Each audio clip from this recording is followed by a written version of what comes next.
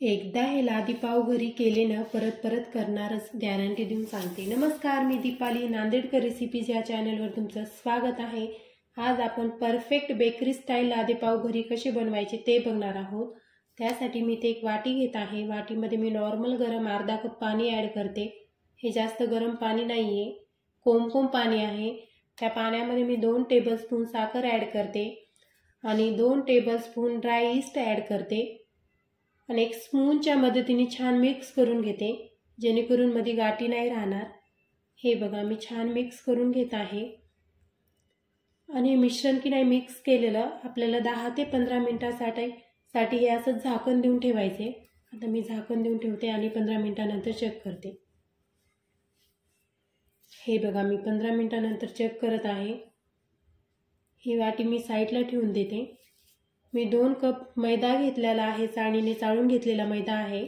त्यामध्ये अर्धा चमचा मी मीठ ॲड करते आणि छान मिक्स करून घेते। आणि त्या मैद्यामध्ये आपण जे खंबीर केलं ना ड्राय ईस्टचं, ते ॲड करायचं थोडं थोडं। हे बघा, मी ॲड करून घेते थोडं थोडं आणि छान असा उंडा तिंबून घ्यायचा आहे आपल्याला। उंडा असा घट्ट पण नाही करायचा आणि पातळ पण नाही करायचा आहे, लागन तसं थोडं थोडं पाणी ॲड करायचे। हे बघा, मी एकूण 1 कप पाणी घेतलेलं आहे। 1 कप पाण्यामधलं माझं थोडं पाणी उरलेलं आहे।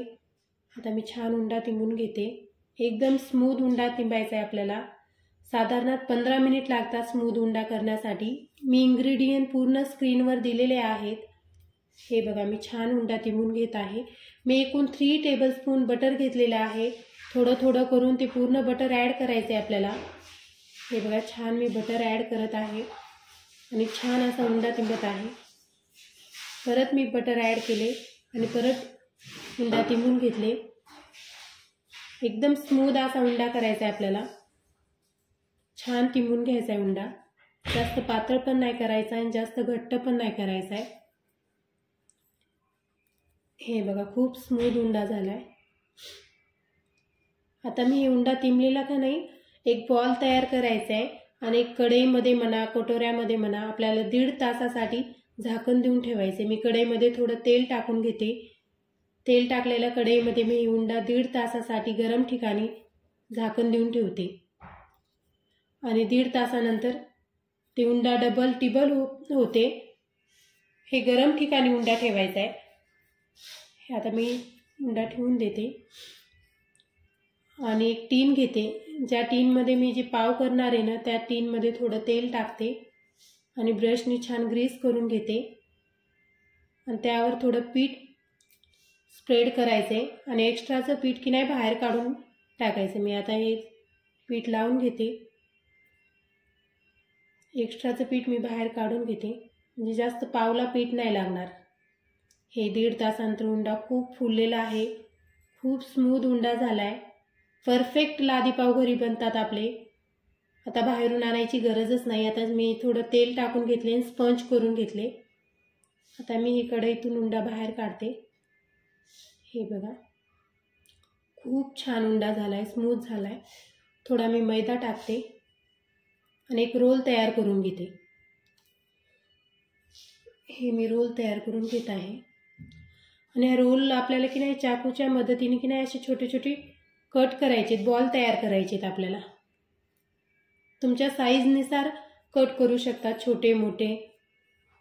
आता मी त्यात ज्याला मी तेल लावून ग्रीस घेतलं ना, ते टीन मी घेतलाय आणि एक असा बॉल घेऊन एक बॉल घेऊन छान असा त्याचा पाव तयार करत आहे। हे बघा, थोडं मैदा लावायचं हाताला, म्हणजे जेणेकरून चिटकणार नाही। हे उंडा तुम्ही जास्त घट्ट करू नका। तुम्ही जर उंडा जास्त घट्ट केला तर तुमचे पाव परफेक्ट होणार नाहीयेत। सगळ्यात महत्त्वाची टिप्स हीच आहे। हे बघा, परत मी एक उंडा घेतलेला आहे। अशी सगळे आपल्याला लादी पाव तयार करून घ्यायचे। पूर्ण प्रोसेस माझी फॉलो करा। हे बघा, अशी बॉल तयार करायचे, सगळे अशीच बॉल तयार करून घ्यायचे। तुम्हाला माझी रेसिपी कशी वाटली कमेंट बॉक्समध्ये नक्की सांगा आणि माझ्या चॅनलला नक्की सबस्क्राईब करायला विसरू नका। मी आता एक एक करून हे सगळे लादी पाव तयार करून घेते। हे बघा, तुम्ही ही रेसिपी नक्की घरी करा आणि तुम्ही एकदा घरी केली ना परत परत करणारच, गॅरंटी देऊन सांगते। हे बघा, आता मी 1.5 तासासाठी वल्ल्या कपड्याने मी झाकण देऊन ठेवणार आहे।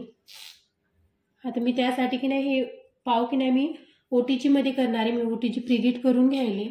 मी 200 डिग्रीवर 20 मिनिटाकरता डबल रॉडवर ठेवत आहे।